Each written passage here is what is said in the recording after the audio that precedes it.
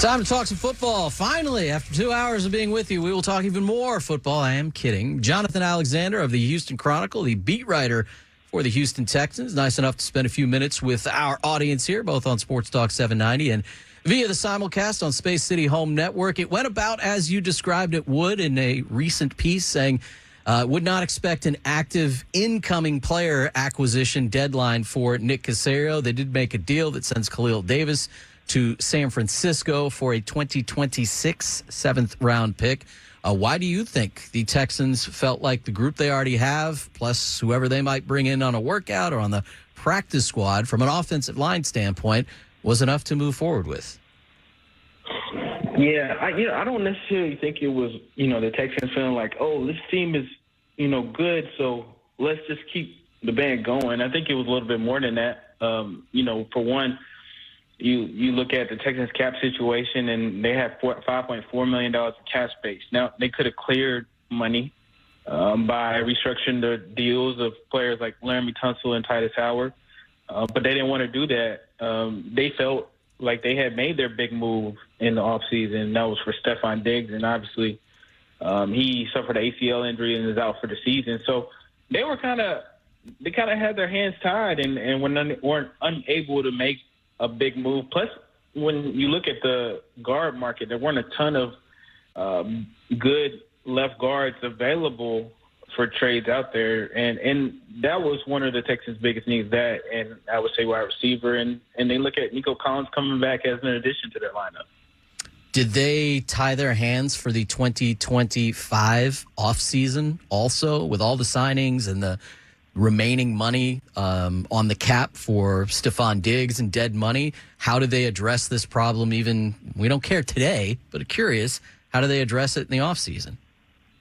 Yeah, I think, I think you have to look at how, they'll address the offensive line, which is their biggest problem, right? And, I think you could see them drafting a player in one of the early rounds. And they've done that. They invested a lot of capital in Kenyon Green, Juice Scruggs, Blake Fisher. And, obviously it didn't work out with Kenyon Green, but they hope that Juice Scruggs and Blake Fisher can develop into something. And if they add another piece, that's how they hope to do it. I think, I don't think you'll see them trade for another big-time wide receiver like they did, because obviously it didn't work out this year.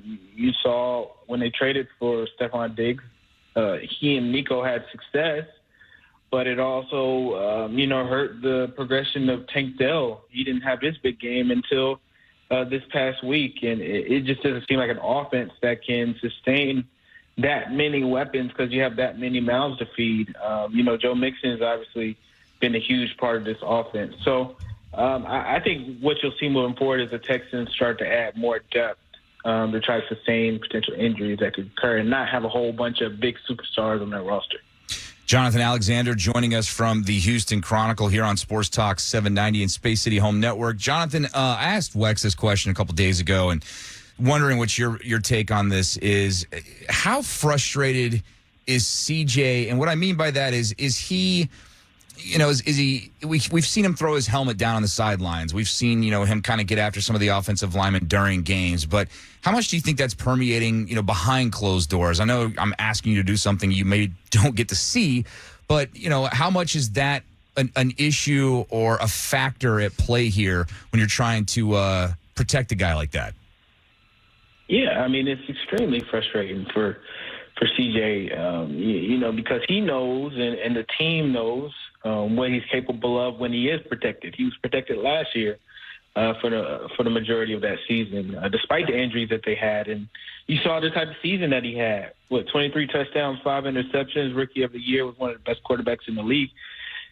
And he's been hit constantly this year, especially the last 3 games. And you kind of saw it have an effect on him against the Jets, where he started to get happy feet and kind of rush his process and start to miss open receivers. So I'm sure it's extremely frustrating for him. It's something that the team is hoping to address. Even C.J. Stroud kind of mentioned it in the press conference a couple of weeks ago. He wants to provide some input with the protection calls and help out Juice Scruggs. So I think it's their number one concern moving forward, and it's what they'll continue to focus on in hopes of getting the offense back on track. Where does Bobby Slowick fit into all this, and why haven't things seemingly changed over the last 3 games from a play calling standpoint, protection standpoint, moving the pocket, anything like that? Is kind of his culpability in all this. Yeah, I think he runs the offense, and the offense just has not looked good from a pass protection standpoint. So he owns that responsibility. I think, a lot of people, and rightfully, I had the same question: why aren't the Texans going to the quick game? And I think one of the answers that I was able to seek out was that they're missing their quick game passing option. Nico Collins has been out the past 4 games. Tank Dell is a really good receiver, but he's not really elite in the quick game. He kind of gets jammed at the line of scrimmage. But that's on Bobby Slowick to figure that out and figure out how you can, reduce the hits that C.J. Stroud is taking and not take so many 7 drop passes from behind the center. I think they got to reduce that, and I think it'll be a focus. It's going to have to be a focus because, they have not performed well. The other thing is, second half, third quarters, they haven't played well. They've been outscored, I think, 58-32 in the third quarter games. They've gotten out the slow starts. They've got to pick it up in the third quarter and adjust to the other team's adjustments a lot better. Jonathan Alexander, Houston Chronicle, Houston Texans beat writer, joining us here on the A-Team. We'll spend a lot more time on this, no doubt, especially if things don't change against the Lions. Lions are in a little bit better position even today than they were a couple of days ago to make that continue to happen with the addition they made at edge with Smith coming aboard via trade. What about the other side of it? Their offense can be extremely explosive. They certainly have all the weapons. Jameson Williams expected that he will be ready to go. He'll be off suspension, but it's not a given that he's a huge part of the game plan. I suspect that he will be. Don't really have a good line on Will Anderson unless you can tell us otherwise on his availability, but how does this Texans defense keep that offense from being as explosive and really as accurate as Goff has been all year? How do they slow them down? Yeah, I think really the only way is if they stop the run. I mean, because that's the Lions' MO. Their MO is to run the football, and with their 2 running backs, Gibbs and Montgomery, and they've done that consistently. And when they've run the football, it has allowed them to have open receivers in the play-action game, and that's what the Lions really thrive off of.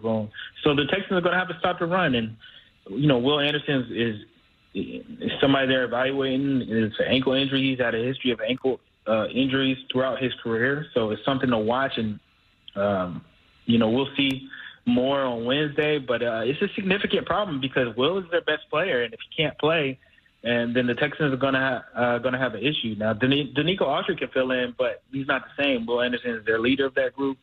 And this is a really good Lions team who I think is the best in the NFL. So Nico Collins is likely to return, unless there's some kind of setback. Nothing official has been announced, but you would think he'd be out there. Do you anticipate him being, it's kind of like Kyle Tucker with the Astros this year. Do you anticipate him going right back out there and putting up the eye-popping numbers he was before? Do you anticipate a little rust or maybe trying to get back on the same page with CJ, et cetera, et cetera? Yeah, I could see him coming out and having a good game, something around 80 yards, maybe even close to 100. I mean, he was just playing at an elite level before his injury, and if he's healthy, then he shouldn't miss a beat. Nico Collins, and C.J. Stroud have plenty of reps, and I think they'd be able to pick up where they left off if he's there. He'll be a major part of the game plan. He was kind of coming into this year. They knew he'd be a focal point of this offense, and I think that they'll look to go to him early and often if he's playing and if he's 100% healthy. Any reason why he would not have also been with Jerry Hughes and Jeff Okudah we opened his practice window to return as an injured reserve player designated to return? A couple of things. I think hamstring injuries can be a little bit tricky. You want to be careful with them. The other thing is DeMeco Ryans is very huge on trying to gain an edge on the opponents. He wants the Lions to be guessing. So I think it's a little bit of gamesmanship with that. But, hamstring injuries are tricky. A player can have a setback at any moment and then be out for a couple weeks. So I think it's part being careful, part gamesmanship. Well, I'm sure you and everybody else is planning out your Battle Red wardrobe for Sunday Night Football with the Lions coming to town. I look forward to seeing you out there probably during the week and then see what you got for the fans from a gear standpoint coming up on Sunday night. Jonathan, always appreciate the time. I appreciate you having me. He knows he's not wearing Battle Red on Sunday night. I mean, I wouldn't frown on it. He's a professional member of the media. Well, that Doesn't mean he can't wear some red. I'm going to pause on the Battle Red. What's the difference? Well, I don't think he's going to wear a jersey that says Alexander on the back. But it'd be pretty awesome if he did. Like you have the Texans jersey on, but then you turn around and you see it's their last name. Is that okay? It is Battle Red Sunday for your Texans. Sunday Night Football against the Lions. We'll have more on that next. The A-Team on Sports Talk 790.